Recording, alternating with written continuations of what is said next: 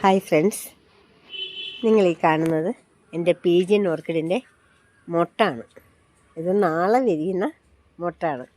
ഞാൻ എന്നും വിടർന്ന പീജിയൻ ഓർക്കിഡിൻ്റെ ചെടിയല്ലേ നിങ്ങളെ കാണിക്കുന്നേ. ഇന്ന് മൊട്ടായിട്ടുള്ളത് കാണിക്കാമെന്ന് വിചാരിച്ചു. കാരണം ഇനിയും ഫ്ലവറിൻ്റെ വീഡിയോ ഇട്ടാൽ എൻ്റെ വ്യൂവേഴ്സ് ദേഷ്യപ്പെടും. എന്നും നിങ്ങൾക്കിതേ ഉള്ളോ വീഡിയോ ചെയ്യാൻ എന്ന് വിചാരിക്കുക. അതുകൊണ്ട് ഇന്ന് ഈ മൊട്ട് കണ്ടപ്പോൾ എനിക്കപ്പോൾ വീഡിയോ ചെയ്യണമെന്ന് തോന്നി. ഒരു വേപ്പ് മരത്തിലാണ് ഇത് നിൽക്കുന്നത്. ഇത് രസമാണെന്നറിയാമോ? ഈ മൊട്ടിന് പോലും ഭയങ്കര സൗന്ദര്യമാണ്. നല്ല രസമാണിത് കാണാൻ. ഒറ്റ ദിവസം വൺ ഡേ ഓർക്കിഡ് എന്നാണ് അതുകൊണ്ട് ഈ ഓർക്കിഡിനെ പറയുന്നത്. ഒറ്റ ദിവസം കൊണ്ട് ഇതിൻ്റെ പൂവെല്ലാം വിടർന്ന് തീരും.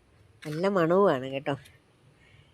ബേസിക്കലി നല്ല മണമാണ്. പക്ഷേ ബേസിക്കലി എനിക്ക് ആ മണം ഇഷ്ടമല്ല. എന്തോ ഒരു പാറ്റയുടെ മണം പോലൊക്കെയാണ് എനിക്ക് ഫീൽ ചെയ്യുന്നത്. പക്ഷേ എൻ്റെ ഫ്രണ്ട്സിന് പലർക്കും നല്ല മണമായിട്ടാണ് അവർക്ക് ഫീൽ ചെയ്യുന്നത്. വണ്ടിയവർക്ക് നല്ല മണമാണെന്നാണ് എല്ലാവരും പറയുന്നത്. നമ്മൾ ഈ പരിസരത്തോട്ട് വന്നാൽ പോലും ആ പൂക്കൾ ആ മണം നല്ലപോലെ അനുഭവിക്കാൻ പറ്റും.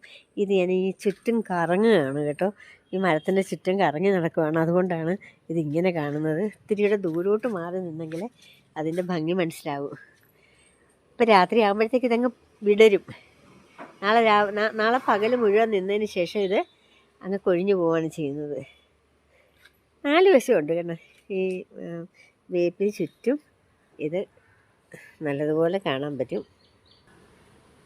ഈ വേപ്പ് മരത്തിൻ്റെ പുറകുവശമാണ് ഈ കാണുന്നത്. അവിടെ എല്ലാം ഉണ്ട്.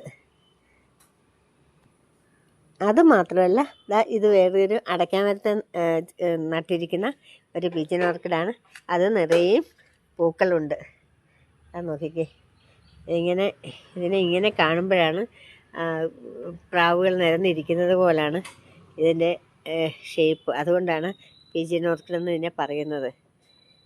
ഈ ചെടിയുടെ പ്രത്യേകത, ഇപ്പം ഞാൻ എൻ്റെ ഫ്രണ്ട്സിന് പലർക്കും ഈ പീജിയൻ ഓർക്കിഡ് കൊടുത്തിട്ടുണ്ട്. അവരുടെ എല്ലാം വീട്ടിൽ നിന്ന് പൂ വന്നിട്ടുണ്ടായിരിക്കും. അങ്ങനെയാണ് ഇതുവരെയും കണ്ടിരിക്കുന്നത്. നമ്മൾ എവിടൊക്കെ ഉണ്ടോ അവിടെ എല്ലാം ഇതിന് പൂക്കൾ വന്ന് കാണും. ഇന്ന് നിറയുണ്ട്. ഇത് മറ്റേ ചെടി പോലെ തന്നെ നിറയുണ്ട്. ഇത് മറ്റൊരു പീജിയൻ ഓർക്കിഡാണ്. ഇതും അടയ്ക്കാമരത്തിൽ ഇങ്ങനെ കെട്ടി വെച്ചേക്കുകയാണ്. ഇതും നിറയെ ആ മരത്തിന് യോജിക്കുന്ന പോലെ നിറയെ പൂക്കളുണ്ട്. നാളെ ഇതെല്ലാം ഒന്നിച്ച് വിടരും കേട്ടോ.